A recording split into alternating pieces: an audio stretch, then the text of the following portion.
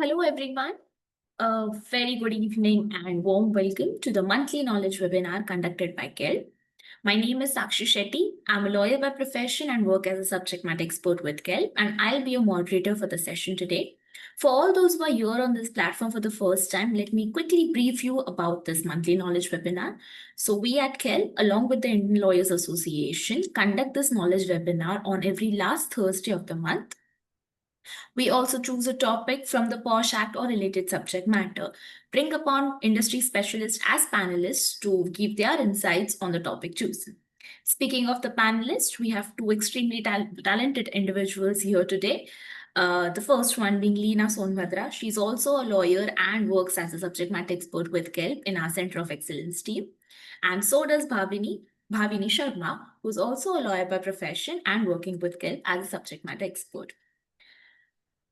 So, moving ahead for our topic for the day, that is SHE Box portal.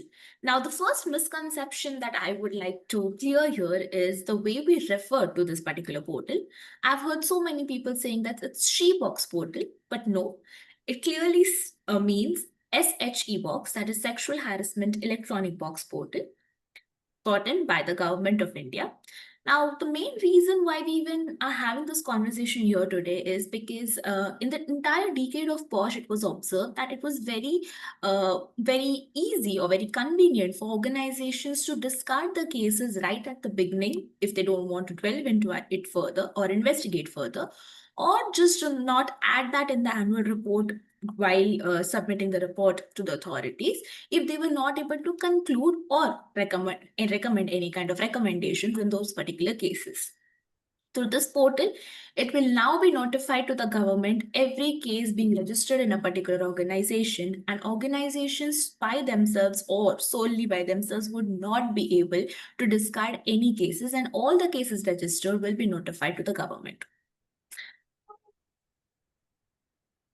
India's digital ally against workplace harassment is this SHG Box portal. We'll understand the SHG Box portal in a better way. Beyond filing what complaints, what are the more things that the portal provides, and why we are discussing it here today. All of this will be discussed in a while. This conversation does make a difference to all the employers and organizations' responsibilities, explaining their responsibilities in the SHG Box. SHG Box common misconception and hurdles that most of the organizations and individuals are facing. PoSH compliance through SHG Box, what are the things we need to add there? What are the things that form a part of the SHG Box compliance? All of that will be discussed here today. And ensuring everyone knows how to use and be efficient in using SHG Box.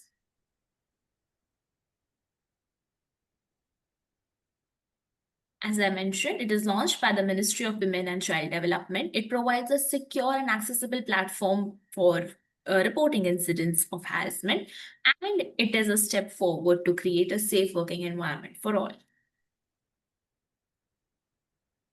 Few checklists to ensure that we all understand and know what are the things that we need to be mindful of when it comes to SHG Box. The first one is to upload the details of your organization's IC, how, when, what are the things to be added. We'll discuss that when we have the FAQs being discussed.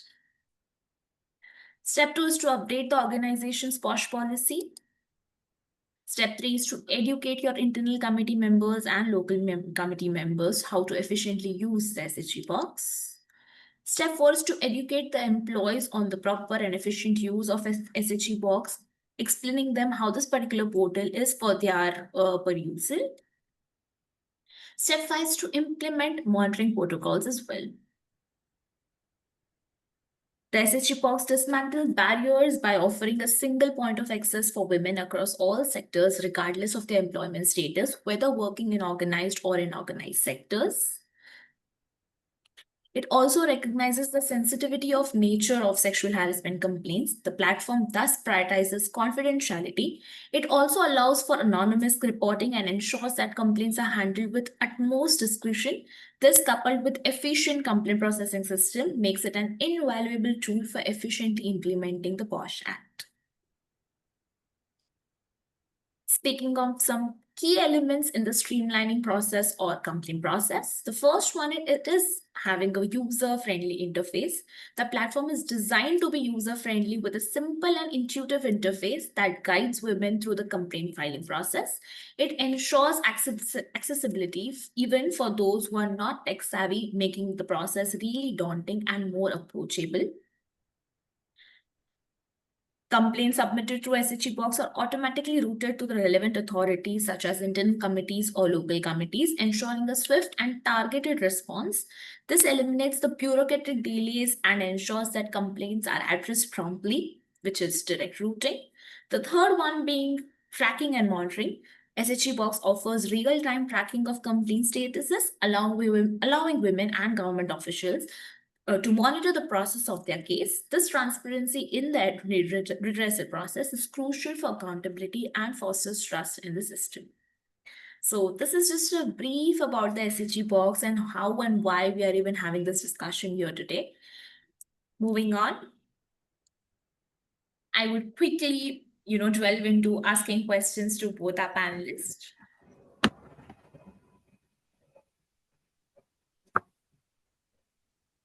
So currently here we'll be discussing few frequently asked questions. So we as lawyers and SMEs are working at Kelp. These are the questions that we have frequently heard coming in from organizations and individuals.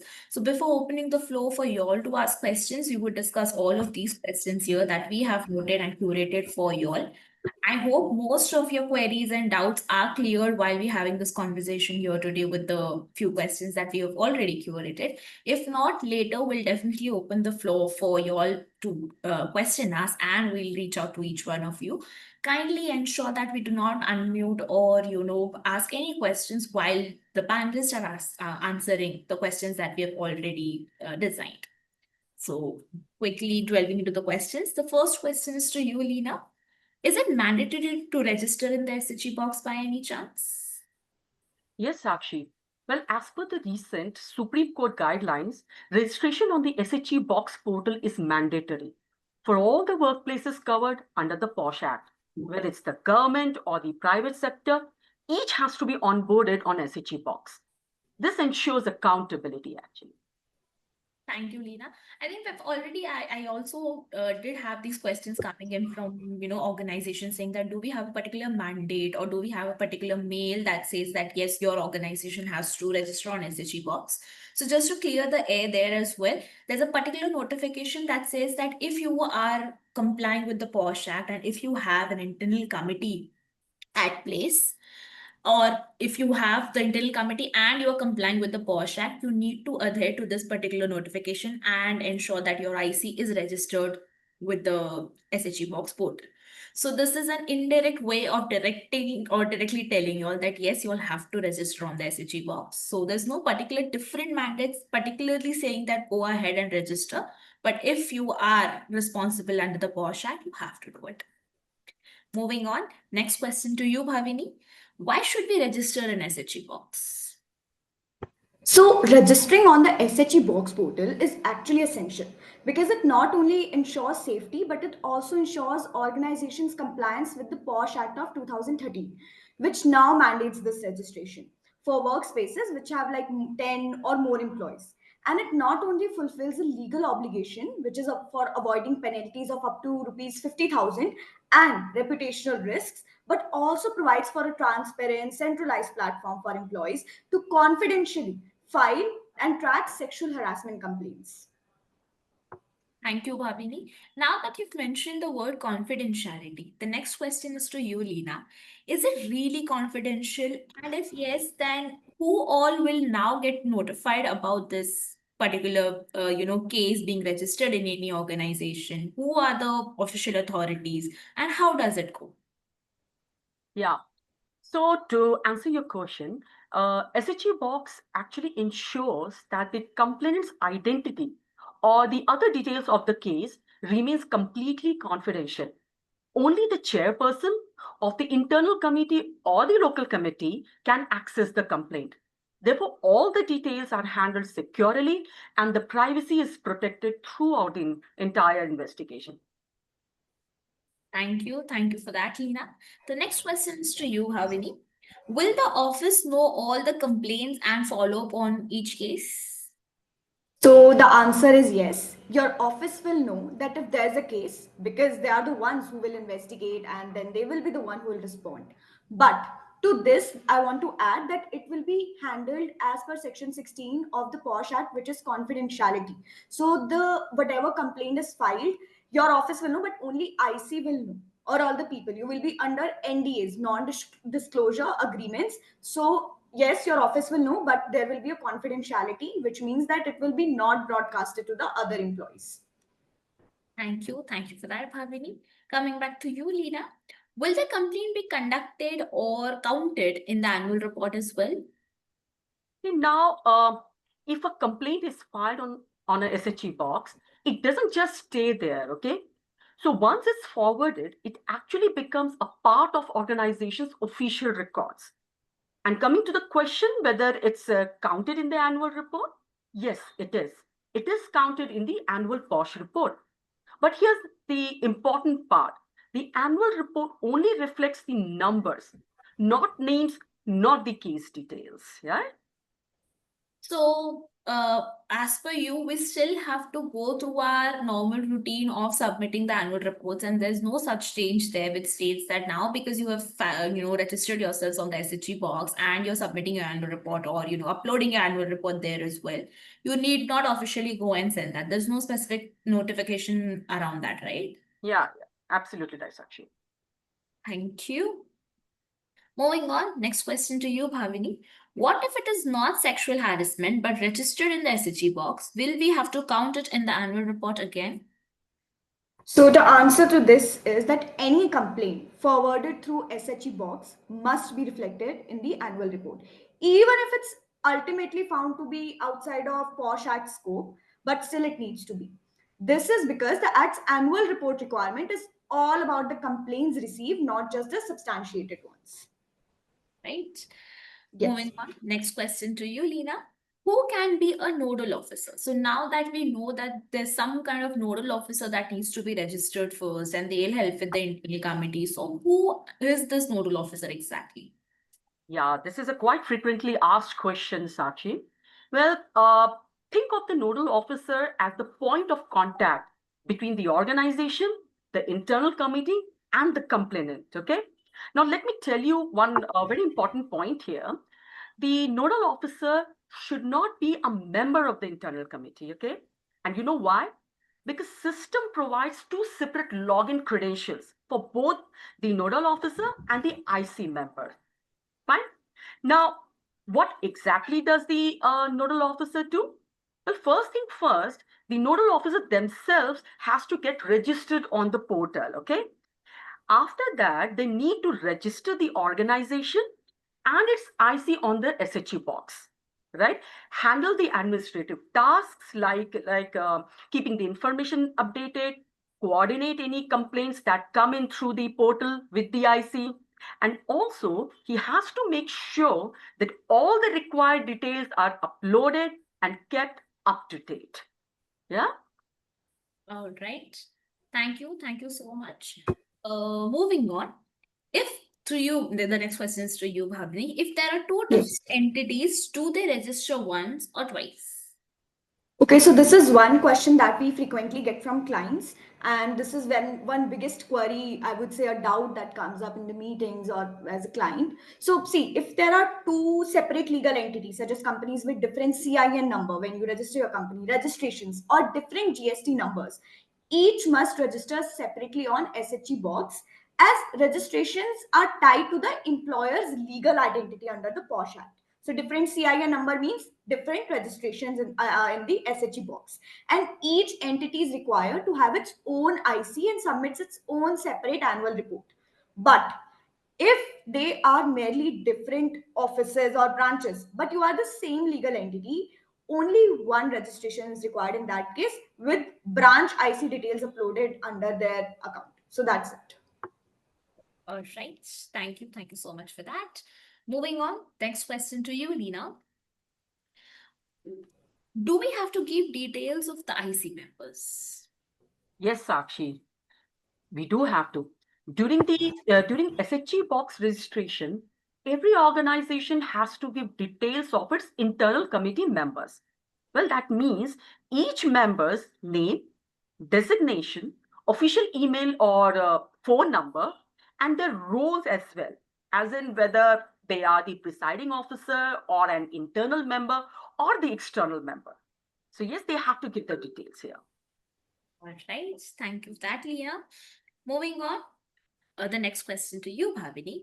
We have our own portal for complaints. What happens to that if the SHE box is there? See, it's good if your organization already has its own internal portal for complaints, so it can continue working alongside SHE box. So these two are very two separate things. SHE box is mandated by the government, and your own portal is for your ease of your company to manage the complaints, but it needs to be worked upon alongside, and both are important. SHE box is mandatory, but SHE box, the two are not replacement of each other. They should be both a parallel channel. So under the PoSH Act, employees must have the option to either approach the internal committee directly, which is through the portal, email, or in person, or file via SHE box, which will then be forwarded to the complaint to your IC. So having SHE box in place simply adds a government monitored route for filing and does not take away your right to maintain or manage your own system for receiving and tracking complaints internally. But both channels will need to be acted upon with equal seriousness. And all cases that are received, whether through your portal or SHE box, they must be recorded in the IC's annual PoSH reports. All right. Yeah. Thank you. Just think of SHE box as an like extra legally required layer. Yeah. Yes.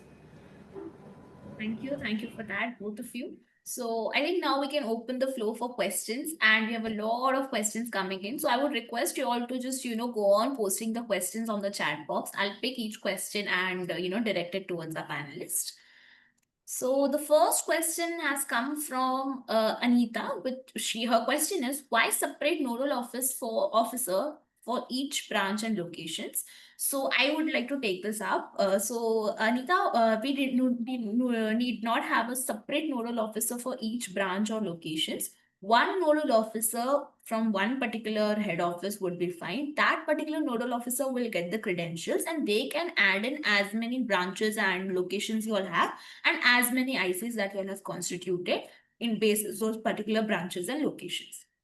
So the nodal officer stays one. We need not have separate nodal officers for separate locations. I hope that helps. If there's any follow-up question, please go ahead and post that in the chat box itself. Moving on, we have another question coming in from Lakshmi. Her question is, who can be a nodal officer? So, Leena, would you want to take that up? Yeah.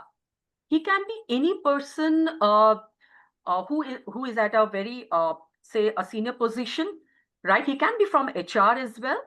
The only criteria is he should have a knowledge about the sexual harassment, that is PoSH, those cases, and or some knowledge about the women related issues, right? So there is no specific specification given in the for as a qualification for the nodal officer.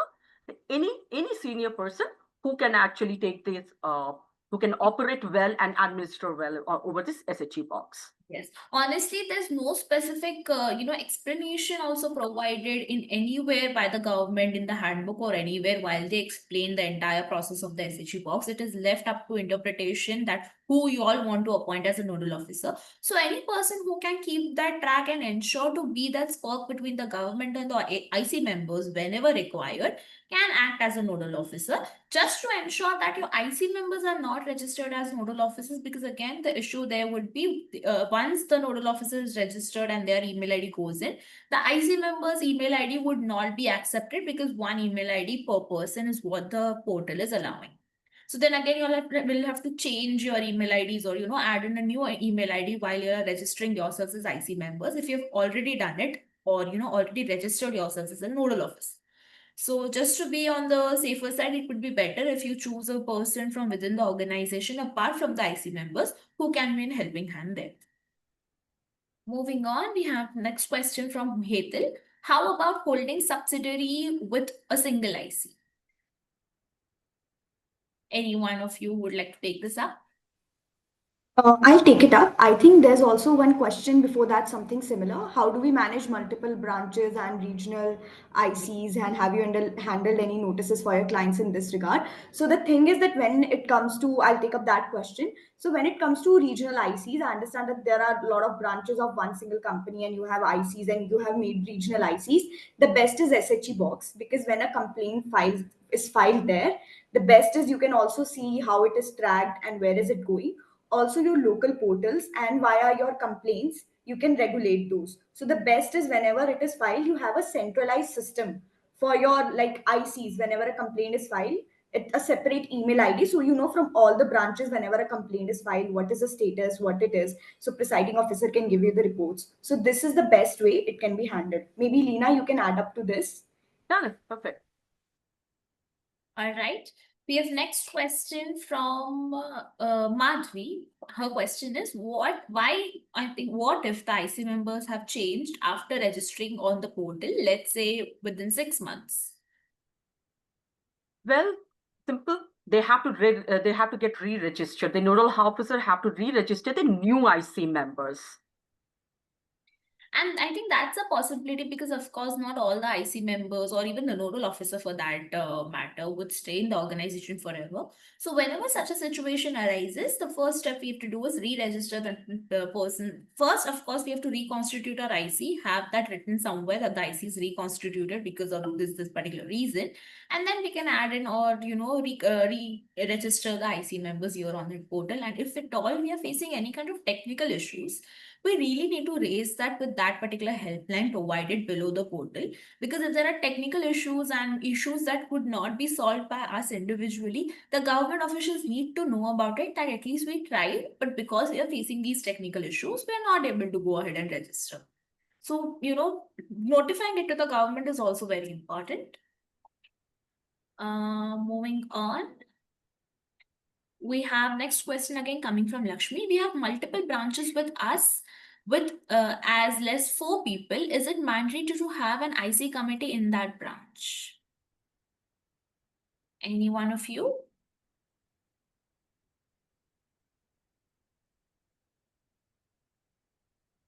Leena, Bhavini, who would want to take this up?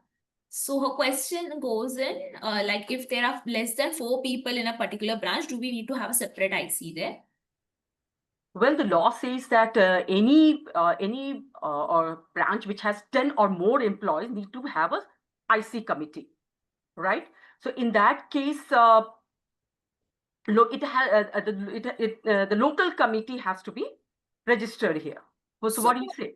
Oh, no. I think her question goes in that they have different branches, and there are less than 4 people. So again, Lakshmi, you need not have a separate IC just for those 4 people. They can be redirected to one of your branches where you have an internal committee at place who's looking into everything. And these 4 members can be directed to that internal committee because, of course, it's the organization's internal committee for your employees, and it's not feasible to have, you have 4 members, those 4 members will only be your IC members. It does not really make sense. So you can just redirect it to your particular IC, whichever IC is the head IC, or and if you want, you can have one representative from these 4 members, so that in case there are any case, and in case there has to be some kind of communication going in there, this person can be the representative from this particular branch. In that way you can Just situation. Yes, just to add a bit to what Sakshi said, it's absolutely correct. And just in addition, we have one centralized IC, right? For example, if you have different branches, like one Core Mangla branch, one HSR, one Devanhalli branch. Now, every place, I think that's a question, 4 people in different, or one in Mysore, one in Bangalore. So have one centralized IC, like Sakshi pointed out, and make sure that everyone can file complaint there. The best is like you can have one from like someone from Mysore as a part of the IC committee, so that there is a representation. But you, if there are different branches and you have one legal entity, definitely have an IC. Moving on, we have next question coming from Rajshekhar. The organizations currently have a complaint registration process. Do you recommend that process should be replaced with SHE box process? So we would not recommend replacing any process that already exists, Rajshekhar. What we would suggest is introduce this SHE box to your employees. Let them know that this is also an option for them to go ahead and file their complaints. If you have a dedicated procedure, that's fine. Most of the people would still be a bit skeptical when they have to go ahead and file their complaint on this portal. So having that particular process which is already which through which they're already familiar, it is good. Let them go through that as well, but encourage and help in the smooth transition if required, that how they can use this portal efficiently. So that would really be better for your employees. Next question comes in from Anita. How can changes be updated? Office relocated. I think we did answer this. When the IC members or nodal officers change, we can definitely re-register those members there. Riddhi says, who qualifies to be an external IC member? So again, Riddhi, as per the act, it's clearly stated that any person who might have a legal knowledge. So again, having a legal knowledge or being a lawyer is not important for a person to be an external member. You can have good experience in the field wherein, if they've worked well for the protection of women or children, and they have good kind of expertise in this particular area, they can be qualified as an external member. It's entirely on the organization whom they want to appoint as an external member. You can refer to the act again, the definition of the presiding officer, for example, who can be a presiding officer to other employees from within the organization as well as the external member. It's clearly mentioned there, and it's not a requisite for the external member to be a lawyer at all. Next question comes in from Kruti. Can you share the timelines? Is registration date over for Maharashtra? Anyone who wants to take this up? I think it is up to October. It's not over yet. Registration is still going on.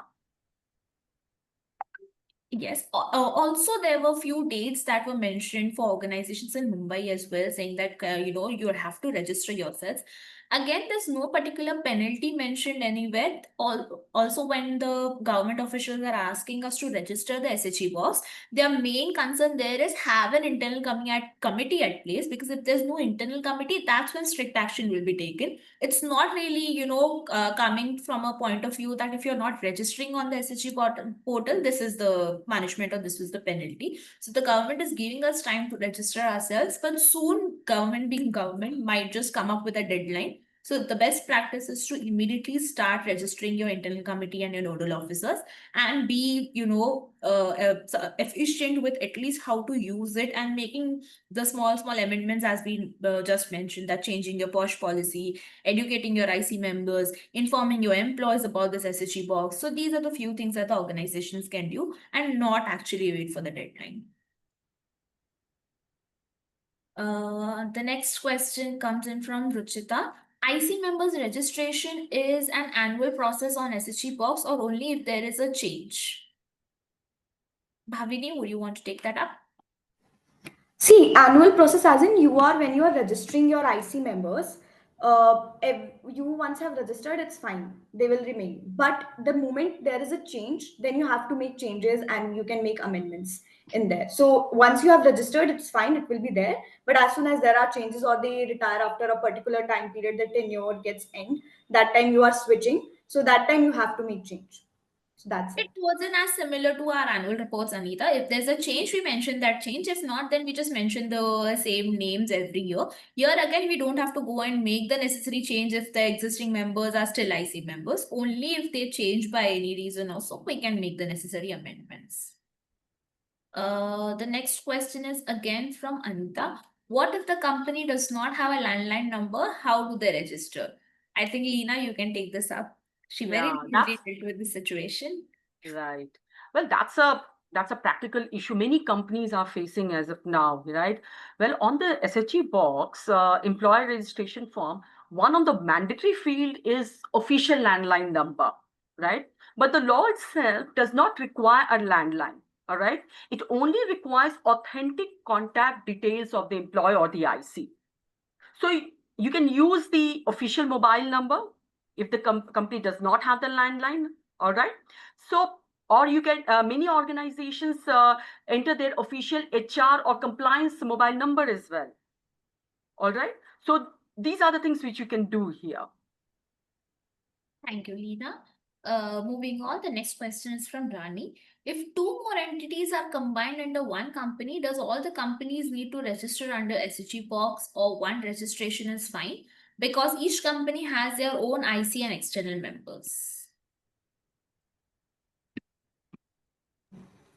I'll take up this question. So the thing is, what matters is CIN number, which you get when you register a company. So if all are registered under one company, like subsidiaries combined into one company, and you have one CIN number, so you can go and register as only one registration is required in SHE box. But if you have different CIN numbers for different subsidiaries of your company, then you need different registrations and different ICs. Basically your email ID also. So when you go and register in SHE box, and if it's the same email ID, right, bhavini at the rate kelphr.com. So like suppose I want to register that. So anytime today I registered, some more people with the same ID registered. Tomorrow Kelp HR has subsidiary with the same like Kelp HR Sakshi goes and wants to register there as another IC with the same company CIN. She SHE box will not take up. So you need different CIN number and different email ID for every different registration. But if it's a common one for all the companies, you are operating under one name, one CIN number, only one is enough. Moving on, the next question is from Ajay.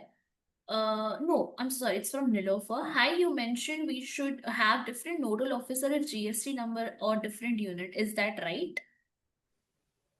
Yes. So you get different GST number if there is a different CIN number as well. So then there will be a difference. When there's a different GST number or CIN number, it qualifies to be a different entity. And if it's a different entity, you need to register that entity separately. Next question is from Ajay. I had requested tech support team to update on nodal officer admin new email ID. The same has been updated, but it seems when I log in with a new email ID, it does not show head office details. But say second level office nodal officer. I tried reaching tech support team, but no response yet. How to fix it? Again, Ajay, it's a technical issue, and we really would not be able to, guide you through this because we do not really know what's the technical glitch there. But I would request you to keep sending emails and going on asking the government to help here. Also just take screenshots about these things and the mails that you have sent as a proof, because tomorrow if the government comes in for a random check, you at least have proof saying that yes, I tried my best reaching out for tech support, but it's not really helping me. Because of course many organizations do face some kind of technical issues, either their contacts are not being registered, either the email IDs are creating a stress there. So you'll have to reach out to the tech support and helpline numbers to get assistance on this. Next question is from Anita. How to change the name of the nodal officer if the presiding officer's name was entered? So name is not an issue, Anita. The email IDs and contact numbers are majorly an issue. So if it has already happened wherein the presiding officer is already being registered as a nodal officer with one particular email ID, I think we can change the email ID of the presiding officer the next time while we, add in the ICA details. So through that, it won't create any issues there. Next question is coming from Shrija. We have two separate entities of our office and one centralized IC committee. In such instances, how do we manage the SHE registration? I'll then read. Okay, so when we registered both the entities, we were able to submit the IC details from for our entities and showing error that email ID already exists. We can create two different email IDs for each IC member. How do we manage the scenario? Any one of you? I'll take up this question. So the thing is that okay, this is a one thing about SHE box. You can't have one similar email ID while registering for, like, you can't register two ICs with the same email ID. So I would recommend you have to switch to another email ID. Maybe the names can be same, but your excuse me. So but your email ID has to be different, because the software is made in that way that if it's the same number, if it's the same email ID, this the particular program or software will not accept it. It will show it already exists. So that is why you need to have either separate email address, and names can be same, but email IDs needs to be separate. Thank you, Bhavini. Pasant says great presentation. Thank you so much. Jyotsna has a question. Our organization is based out in Chennai. I recently learned that there is a similar portal to SHG Box in Tamil Nadu that we need to register. Please share more details on this. Yes, Jyotsna, there's a separate SHG Box portal that exists for Tamil Nadu. So if you go and check that portal, you can just add, write SHG Box portal Chennai, and you'll get the details of everything there. Similar processes to be followed, wherein you have to enter the details of your uh, IC members and all the nodal officers, etc. So the process is quite similar, but of course it's dedicated to that particular state. So you'll have to, just check the SHG portal of that particular state. Next one is Kameshwari Subramaniam. Can the complainant track the progress of the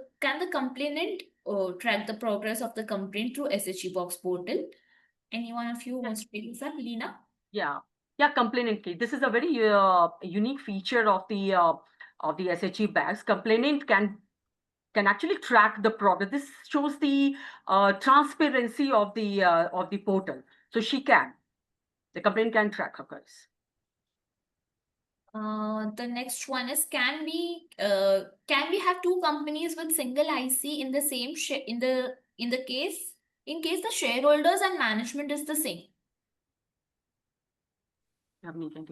Okay, I'll take up this answer. I've also mentioned in the comment because I thought it's taking a little time. So the thing is, as I've already answered about this, that see, if management and directors can be same, it's always the CIN number. So if both your companies have two different CIN numbers and both have more than 10 employees, you need to register them both in a different way in SHG box, two different entities. So that is how you have to do it. So two different have to matter.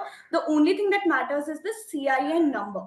That is the one major requirement for a different entity. So if you have a separate entity, both of them have separate CIN numbers, who's the board, who's it, does not matter.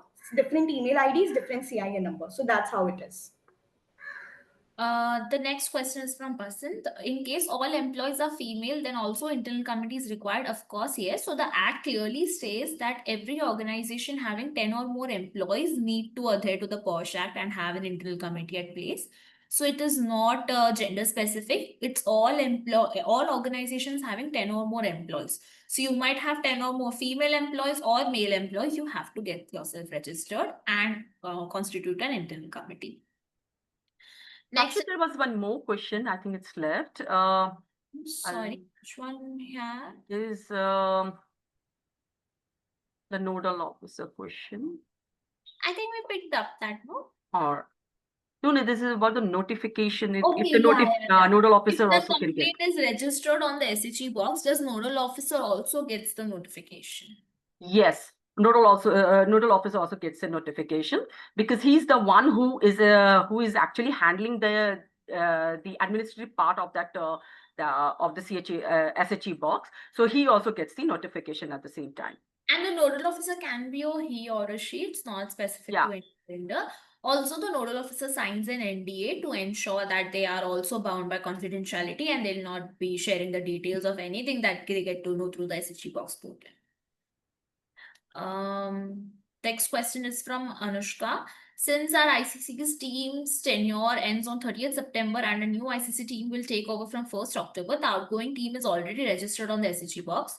What is the current process for handling the old team's registration when we register the new ICC members on the SHG box? I think we did discuss this previously as well. If you have to change the names of your IC members, you have to re-register your IC members and the nodal officer can do that. Provided, of course, these folks are not a part of the organization anymore, we can re-register our IC members. Yeah, one more thing I would like to add here: the outgoing members should not be removed until the new list is uploaded. All right.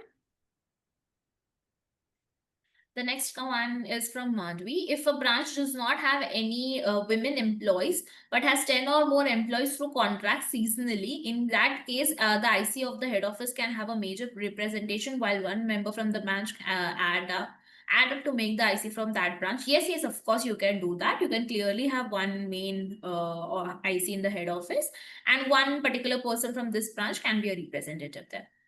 What kind of communication to be made to the staff with respect to SHG box? Currently, just update your PoSH policy and add it in SHG box at a redressal process. And while you all have these awareness sessions, kindly communicate it to your employees that you have one such portal available for your perusal, wherein you can go in and file your complaints. The first step, once you go into that portal, the first option there is register your complaint.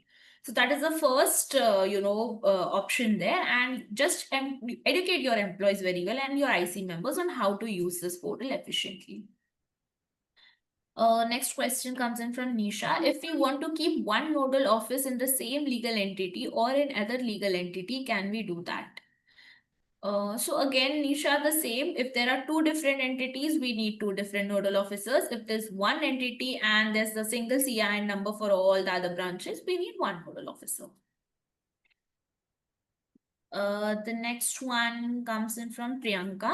My office is in Vashi, Navi Mumbai, but registered office is in Gurgaon, where there are no employees working. All employees are in Mumbai office. Still, I need to register in SHE box. Any one of you who wants to take this up? Well, you still need to register on SHE box, and because employer here is defined by the registered officer, right? So under the PoSH Act 2000, the employer is the legal entity registered in India. So your registered office is in Gurgaon, is the official address of the company in the government records. All right. So you have all the employees in the Mumbai office. Since there are like 10 employees at the workplace, you must constitute an internal committee here. All right. So SHE box requires all the employees to register. Right. So even if no employees are at the registered office, the entity itself is responsible for the compliance under the PoSH. Okay, so you can register the IC details based on the Mumbai office, since that is where all the employees are located. The next question is from Kameshwari. What about government departments which have multiple offices? Each office has to register, but unlike companies, they do not have a registration number or GST number, but they would have some kind of number through which it is located that this is a government, organization. So through that portal, through that number, of course, they can register on the portal. And government officials, of course, government departments would have a better understanding of how they can go ahead and register on this portal. Next one is from Sampada. When there are no sexual harassment complaints, how often should IC hold meetings? So so there are two parts to this again, Sampada. IC training sessions and the QRMs, that is quarterly review meetings wherein the ICs meet. So QRMs are conducted every quarter, and that's a helpful insight for the IC members, and wherein the IC members along with the external member discusses everything that goes around in the area of PoSH in the previous quarter. And having those QRMs, like 4 QRMs every year, is best practice. And when it comes to IC training sessions, at least one training session really helps. Even if there are no complaints, there are various situations or scenarios that do happen or do take place in different organizations. So when the external member comes in from with that kind of an experience, they actually are in a better way to make the IC members understand of various scenarios and various updates that are happening in the area of PoSH. So having one session in an entire year is really helpful. The next one is from Manasvi. Can we have two companies with a single IC in case the shareholders and management is the same? I think we did take up this question. I think Bhavni also replied to it. Thank you, Bhavni. The next one is, if we registered in Tamil Nadu SHG Box portal, we need to register in the common portal also. We would suggest you all to register on the common portal because this SHG Box portal is from the central government, directly coming from them. So we would really request you all to register on the common SHG Box portal as well. Is there any video flow chart for the steps for registration? You can refer to the government handbook provided, Hetal. It's there on the SG Works portal itself. It will help you with, the understanding of the steps that are required to go through the registration process. The next one is from Priyanka. My office is in Vashi. I think we have taken this. Yeah. Can you please reshare about the contact number part? IC member person contact number can be shared. Leena, would you want to take this up? Well, it can be shared, But if you have an official number, it's better you share that. Otherwise, it can be shared. The next one is from Ravi. Can a nodal officer be a member or presiding officer of the IC, or should it be independent? We would require, I think we also discussed this previously, that they have to be an independent person, because once you register the nodal officer with a particular name and email ID, the portal would not accept their details again as an IC member. So the person cannot be registered twice. That is the reason we should ensure that we have one independent person working as a SPOC, and the IC members are completely different from that independent person. Of course, ensure that the independent person signs an NDA and is aware with all the aspects of the PoSH Act. How can we change the nodal officer number? Of course, again, to the same portal, you can re-register your nodal officer as well. Can we have two companies with a single IC? I think, okay, are the questions repeating by any chance? No. So there's a follow-up question on creation of different email IDs for centralized IC committees. Is it mandatory to create two different email ID for each IC member, or new email ID is only for the presiding officer? If the new email ID is only for presiding officer, can we change the presiding officer for second entity and register with the same email IDs?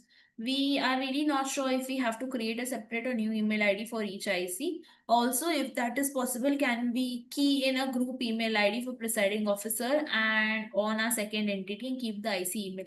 I'm really sorry, but I really did not understand your question, What I Shrija. could understand out of it, yes, what you can do to avoid this kind of situation, you can have a common ID, all right? So even if one retires or changes, you can the other person who comes in its position can use that ID. So that is the suggestion which we can give you if you want to do that. So, Lena, can I add on to it? Yeah, If sure. you don't mind. So basically, we have two different entities and we have registered for SheBox using two different nodal officers. So when we are keying in the IC committee details and also the presiding officer details, for one of the entity, we were able to successfully register. But for second entity, when I was entering the details of presiding officer, I was unable to do it, and it was throwing an error that this email ID already exists. Then we contacted to the SheBox group email ID, what is there, like we put our query and they asked to create a new email ID and things like that. So my question here is it only for presiding officer that we have to create a new email ID, or for entire IC committee members we have to create separate email IDs? That is the question. So Well, that depends actually. See, there are two ways you can do, right? 1 second. Shrija, can you please mute yourself? Yeah, go ahead, Lena. Yeah, there are two ways you can do. As I suggested, you can have a common ID, right? People can come and go. You can use the same ID, or else every time you register, re-register, you need to have a separate ID, because as the other system works, other apps work, it will reject the already used ID. okay, so another question on the same topic, Lena. So it's just that for presiding officer, we need to create a separate group email ID, but rest of the IC committee details or the mail ID can remain the same for both entities, correct? Yes, you Okay. can have that ways. Okay, the error exists only for presiding officer if that's the case. Yeah, because you are using the same email ID. Yeah, I Right? think thanks that Either you answer. create two different IDs or have a common ID. Okay, understood. Yeah, thank you. The next question is from, how can we change the nodal officer details in the portal? You can just re-register your nodal officer. And then how many times IC should have meetings in a year? The IC necessarily has to meet at least 4 times. Again, this is not really mentioned anywhere, but meeting 4 times a year for every QRM, that is quarterly review meeting, and understanding what happened in the previous quarter really helps. And having one IC session, just a training session for the IC members for as a refresher on the entire PoSH Act, that would also be helpful. The next one is from Aparna. Who appoints or identifies a nodal officer? Can a person nominate themselves, or what if there are two or more contenders? Is their employee only? And so the nodal officer has to be an employee of your organization. No additional remuneration is to be provided unless your organization, wants to work in that area and wants to provide anything. Again, there's no written, directives there. Also, who appoints it's the HR and the internal committee members. They can delve in together and just ensure that one person goes in and is added as a nodal officer. Employees themselves cannot nominate to be a nodal officer, and there's no such thing going around. If the organization understand that this particular person from this particular department, or usually it's the HR person only who can act as a nodal officer, we can appoint them.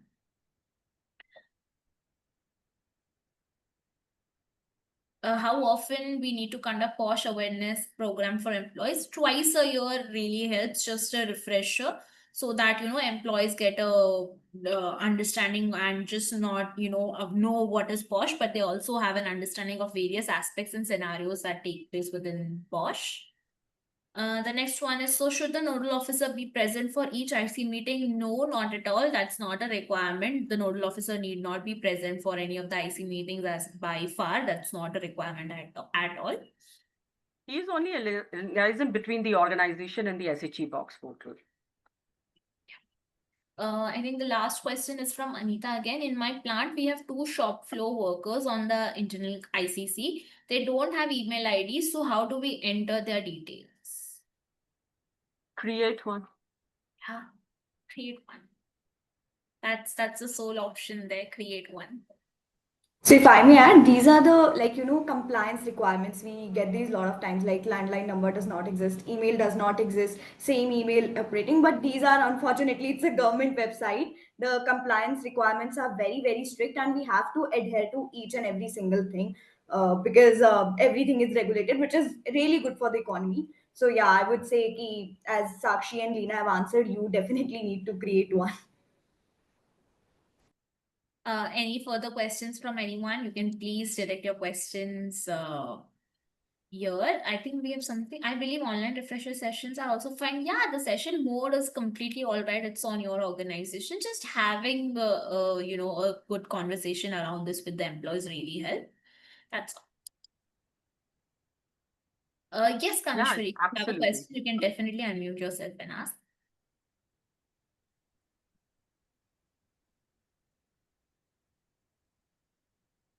I hope she could hear us.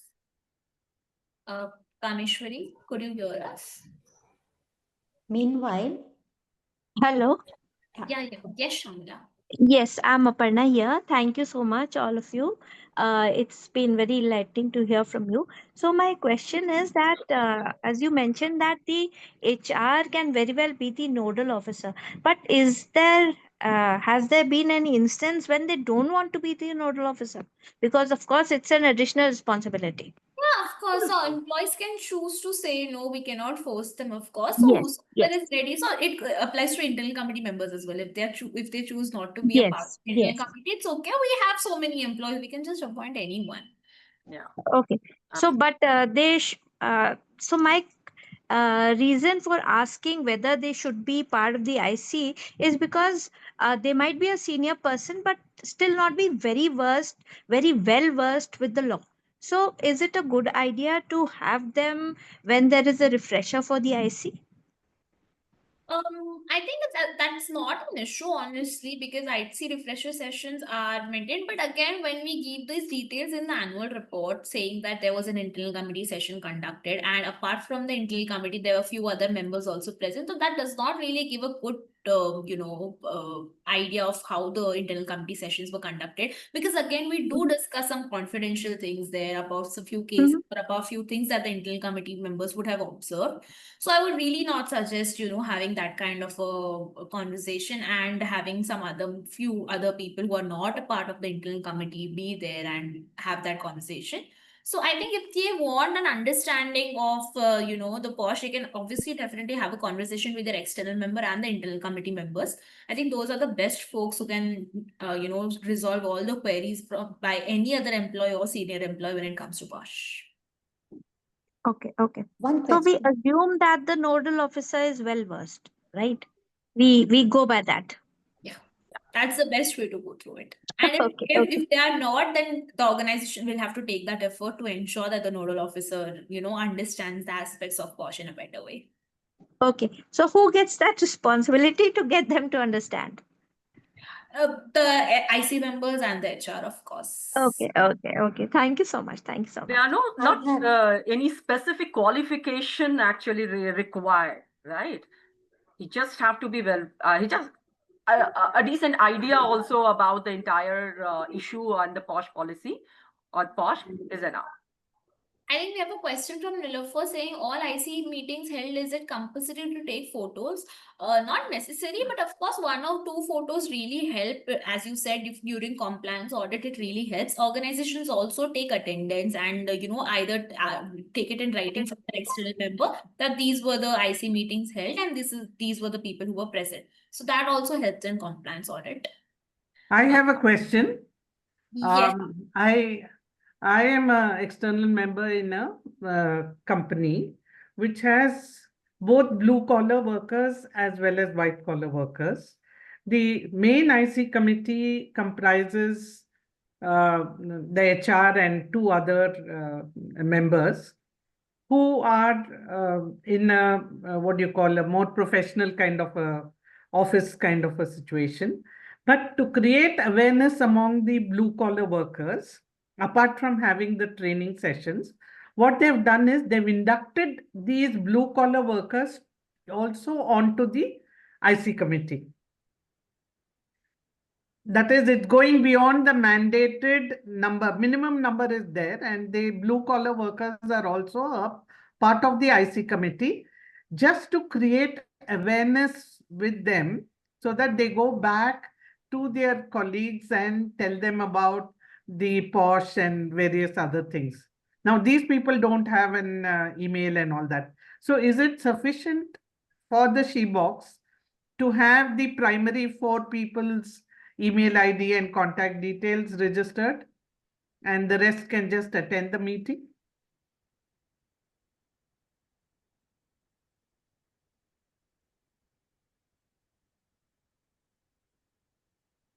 Any one of you wants to take that up?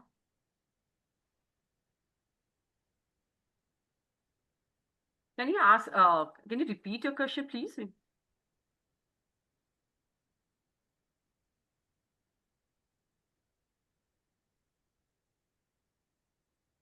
Hi, ma'am. Can you repeat your question, please, and put it into a simple few lines of the Yeah. question we can know? I can take her question.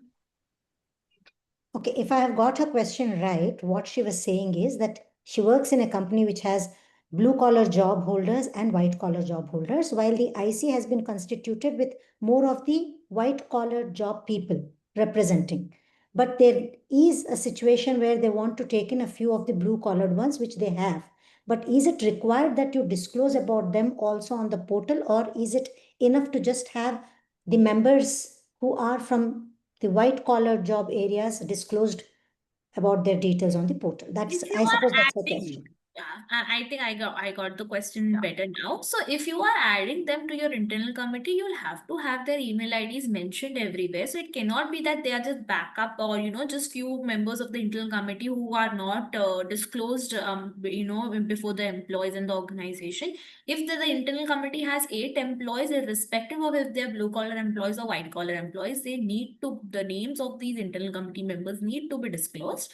And if there are no email IDs for them, you'll have to create email IDs and then register yourself on the portal.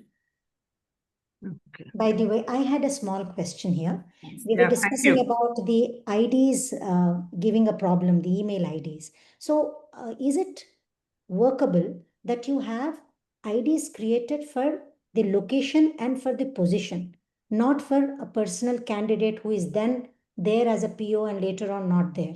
Does that work? Like you have a certain set type of nomenclature for your mail IDs, which reflect more of the location and the portfolio rather than having any personal information in that of the candidate. Will that sustain with the software backing up the she portal? Does that help there?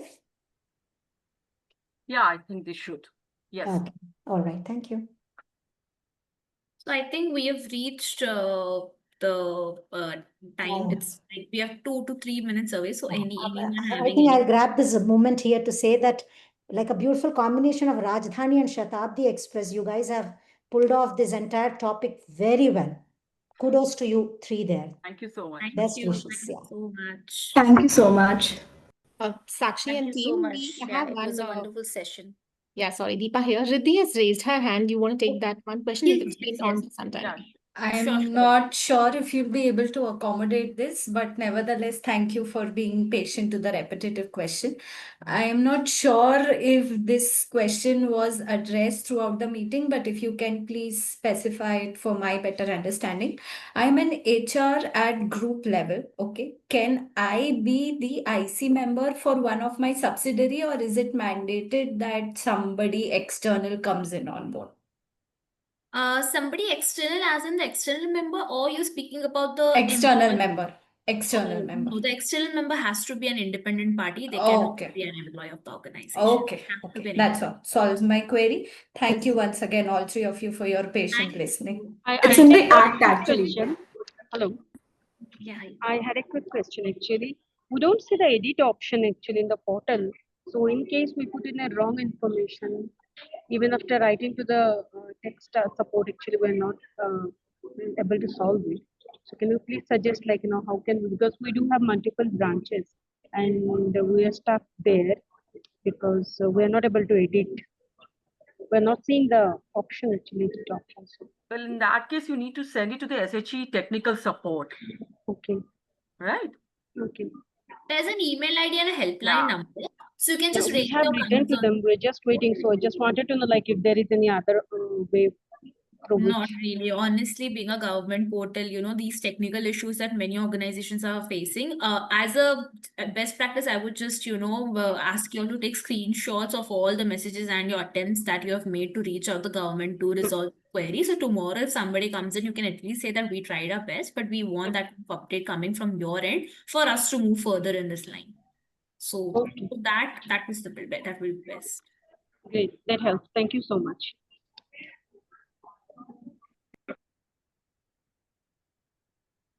Thank you. Thank you so much, everyone, for being such a wonderful audience and, asking such great questions. Thank you. Thank you. Thank you, everybody. Thank you. Thank you. Thank you very much. Have a nice day. Same to Thank you so you. much, Same to Thank you, you. everyone. Bye. Bye. Bye everyone. Happy and Shubh Navratri. Bye. You wish you the same. Wish you. Thank Wish you you. the Bye bye. same. Bye. Thank you. Thank you, Punita.